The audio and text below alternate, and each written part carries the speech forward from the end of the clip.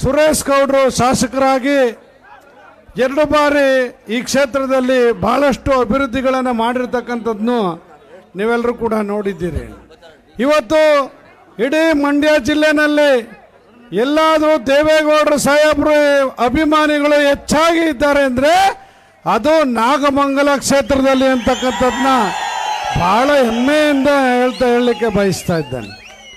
ನಮ್ಮ ನಾಯಕರು ಕುಮಾರಸ್ವಾಮಿ ಅವರು 2 ಬಾರಿ ಮುಖ್ಯಮಂತ್ರಿ ಆಗಿದ್ರು. 1 ಬಾರಿ 2,500 ಕೋಟಿ, ಇನ್ನೊಂದು ಬಾರಿ 25,000 ಕೋಟಿ ರೈತರ ಸಾಲವನ್ನು ಮನ್ನಾ ಮಾಡಿದಂತ ಈ ದೇಶದ ಏಕೈಕ ಮುಖ್ಯಮಂತ್ರಿ ಇದ್ರೆ ಅದು ಕುಮಾರಸ್ವಾಮಿ ಅಂತಕ್ಕಂಥದ್ದನ್ನ ಈ ಸಂದರ್ಭದಲ್ಲಿ ಹೇಳಲಿಕ್ಕೆ ಬಯಸ್ತೇನೆ. ಇವತ್ತು ಬಹಳಷ್ಟು ವಿಚಾರಗಳನ್ನು ಪ್ರಸ್ತಾಪ ಮಾಡಿದ್ದಾರೆ ನಿಮ್ಮ ನಾಯಕರು, ನಮ್ಮ ನಾಯಕರು, ನಮಗೂ ನಾಯಕರೇ ಸುರೇಶ್ ಗೌಡ್ರು.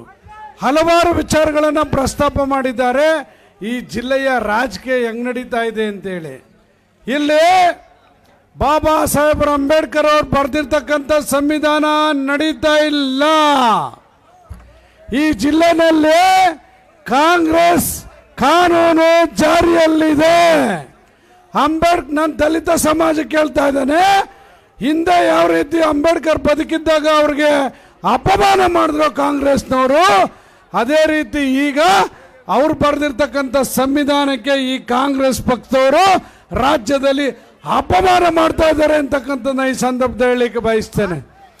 ಆ ಎಸ್ ಟಿ ನಿಗಮದಲ್ಲಿ 149 ಕೋಟಿ ಹಣವನ್ನು ಗುಳುಂ ಮಾಡಿದ್ರು.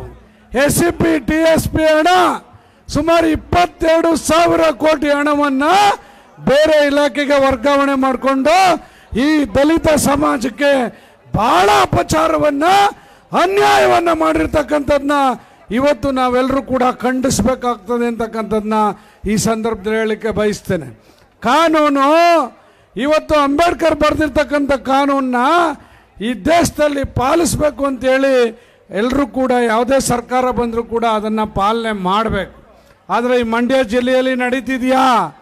ಈ ನಾಗಮಂಗಲ ಕ್ಷೇತ್ರದಲ್ಲಿ ಅಂಬೇಡ್ಕರ್ ಸಂವಿಧಾನ ಜಾರಿಯಲ್ಲಿದೆಯಾ?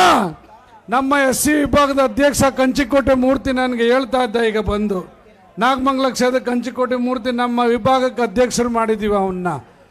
ಅದೇನೋ ನಾವು ಕೊಟ್ಟರೆ ಕೇಸ್ನ ತಗೊಳ್ಳೋದೇ ಇಲ್ಲ ಅವರು.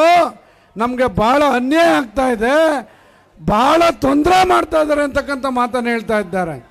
ಇವತ್ತೆಲ್ಲರೂ ಈ ಜಿಲ್ಲೆಯಲ್ಲಿ ಈ JDS ಕಾರ್ಯಕರ್ತರಿಗೆ ತೀರಾ ನೋವಾಗ್ತಾ ಇರೋದು, ಕಾನೂನು ನಿಮ್ಮ ಪರವಾಗಿಲ್ದೇ ಇರ್ತಕ್ಕಂಥ ಕ್ಷೇತ್ರ ಏನಾದ್ರು ಇದ್ರೆ ಅವೆರಡು ಕ್ಷೇತ್ರ, ಅದು ಮಳವಳ್ಳಿ, ಇನ್ನೊಂದು ನಾಗಮಂಗಲ ಕ್ಷೇತ್ರ.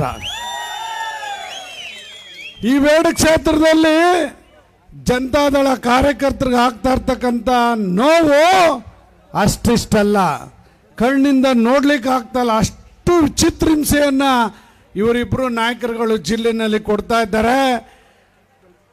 ಮಂತ್ರಿಗಳೇ, ಶಾಸಕರೇ, ಮಳವಳ್ಳಿ ಶಾಸಕರೇ, ಹಿಂಗೆ ಇರಲ್ಲ, ಕಾಲ ಬದಲಾವಣೆ ಆಗುತ್ತೆ, ಚಕ್ರ ತಿರುಗ್ತಾ ಇದೆ. 2 ವರ್ಷ ತಿರುಗುತ್ತೆ, ಮತ್ತೆ ಅಲ್ಲಿಗೆ ಬರುತ್ತೆ. ಸುರೇಶ್ ಗೌಡ್ರು ಮತ್ತೆ MLA ಆಗ್ತಾರೆ ಈ ಕ್ಷೇತ್ರದಲ್ಲಿ. ಈ ಕ್ಷೇತ್ರದ ನನ್ನ ಕಾರ್ಯಕರ್ತರ ರಕ್ಷಣೆ ಆಗುತ್ತೆ. ಸುರೇಶ್ ಗೌಡ್ರು ಗೆಲ್ತಾರೆ. ಈ ಕ್ಷೇತ್ರದಲ್ಲಿ ನಿಮ್ಮೆಲ್ಲರ ರಕ್ಷಣೆ ಆಗುತ್ತೆ. ಅದನ್ನ ಮುಂದಿನ ದಿನಗಳಲ್ಲಿ ಮಾಡೋಣ. ಇವತ್ತು ಸದಸ್ಯತ್ವ ನೋಂದಣಿಯನ್ನ ಮಾಡಲಿಕ್ಕೆ ಬಂದಿದ್ದೀವಿ. ನಿಮ್ಗೆಲ್ಲ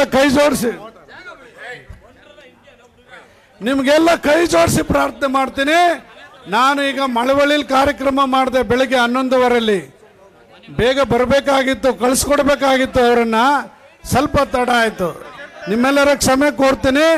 ಅಲ್ಲಿ ಮಳವಳ್ಳಿನಲ್ಲಿ ಮೆರವಣಿಗೆ ಇದ್ದಿದ್ದರಿಂದ ಸ್ವಲ್ಪ ತಡ ಆಯಿತು. ಇವತ್ತು ನಿಮ್ಮೆಲ್ಲರ ಕ್ಷಮೆ ಕೋರ್ತೀನಿ. ಇವತ್ತೇನು ನಿಖಿಲ್ ಕುಮಾರಸ್ವಾಮಿ ಅವರು ಸದಸ್ಯತ್ವ ನೋಂದಣಿ ಮಾಡಿಸ್ಲಿಕ್ಕೆ ಬಂದಿದ್ದಾರೆ, ಹೆಚ್ಚಿನ ಸಂಖ್ಯೆಯಲ್ಲಿ ಸದಸ್ಯತ್ವವನ್ನು ನೋಂದಣಿ ಮಾಡಿಸಿ, ಸದಸ್ಯತ್ವ ನೋಂದಣಿಯನ್ನು ಮಾಡಿ ಈ ತಾಲೂಕಿನಲ್ಲಿ ಮುಂದಿನ ದಿನಗಳಲ್ಲಿ JDS ಅಧಿಕಾರಕ್ಕೆ ಬರಲಿಕ್ಕೆ ನೀವೆಲ್ಲರೂ ಆಶೀರ್ವಾದ ಮಾಡಬೇಕು ಅಂತ ಹೇಳಿ ನಿಮ್ಮೆಲ್ಲರಲ್ಲೂ ಕೈ ಜೋಡಿಸಿ ಪ್ರಾರ್ಥನೆ ಮಾಡ್ತೇನೆ. ನಿಮ್ಮೆಲ್ಲರಿಗೂ ನಮಸ್ಕಾರ, ಧನ್ಯವಾದಗಳು. ನಾನು 86 kg ಇದ್ದವಳು 71 kg ಬಂದಿದ್ದೀನಿ. ವಯಸ್ಸಾದ್ಮೇಲೆ ಸ್ಮಾರ್ಟ್ ಆಗಿ ಕಾಣ್ತೀರಾ ಅಂದ್ರೆ ಜಿನ್ನಿ. 126 kg ವೇಟ್ ಇದ್ದು ನಾವು ಈಗ 114 kg ಲೆಕ್ಕ ಬಂದಿದ್ದೀವಿ. ಯಾವುದೇ ಸೈಡ್ ಎಫೆಕ್ಟ್ ಆಗಿಲ್ಲ. 84ರಿಂದ 50 kg ಬಂದೆ, ಆಮೇಲೆ ಸಣ್ಣಗೆ ಫಿಟ್ ಆಗಿದ್ದೀನಿ. ಅದಕ್ಕೆ ನಾನು ಯೂಸ್ ಮಾಡ್ತಾ ಇರೋದು ಜೀನಿ ಸ್ಲಿಮ್. 84ರಿಂದ 50 kg ಬಂದೆ, ಆಮೇಲೆ ಸಣ್ಣಗೆ ಫಿಟ್ ಆಗಿದ್ದೀನಿ. ಅದಕ್ಕೆ ನಾನು ಯೂಸ್ ಮಾಡ್ತಾ ಇರೋದು ಜೀನಿ ಸ್ಲಿಮ್. ಸಣ್ಣ ಆಗಕ್ಕೆ ಜೀನಿ ಸ್ಲಿಮ್ ಯೂಸ್ ಮಾಡದೆ ಹೆಲ್ದಿನೂ ಅದೇ. ನೀವು ಸಣ್ಣ ಆಗ್ಬೇಕಾ, ಹೆಲ್ದಿ ಆಗ್ಬೇಕಾ? ಹಾಗಿದ್ರೆ ಜೀನಿ ಸ್ಲಿಮ್ ಯೂಸ್ ಮಾಡಿ. ಸಣ್ಣ ಆಗೋದಕ್ಕೆ ಯಾವುದೋ ಪ್ರಾಡಕ್ಟ್ ಹೇಳ್ತಾ ಇದ್ದಾಳೆ, ಏನಾದರೂ ಸೈಡ್ ಎಫೆಕ್ಟ್ಸ್ ಇದೆ ಅಂತ ಯೋಚನೆ ಮಾಡ್ತಾ ಇದ್ದೀರಾ? ಖಂಡಿತ ಇಲ್ಲ, ಯಾಕಂದ್ರೆ ಇದು ಕೆಮಿಕಲ್ ಫ್ರೀ. ಸಣ್ಣ ಆಗಬೇಕು ಅಂದರೆ ಜೀನಿ ಸ್ಲಿಮ್ ಯೂಸ್ ಮಾಡಿ.